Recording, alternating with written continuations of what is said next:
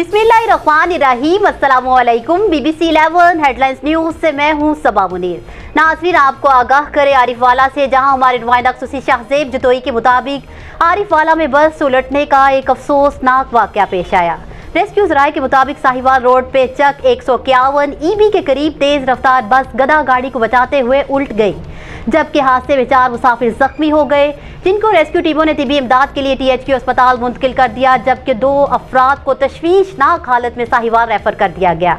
आपको बताएं कि बस भावलनगर से लाहौर जा रही थी कि अचानक गधा गाड़ी को बचाने की नाकाम कोशिश के दौरान उल्ट गई और गधा बस के नीचे आकर हलाक हो गया, जबकि उसका मालिक महफूज रहा। न्यूज़ स्टूडियो से फिलवक्त इतना ही। मज़ीद तफसीलात और अपडेट्स के लिए देखते रहिए BBC 11 हेडलाइंस न्यूज़।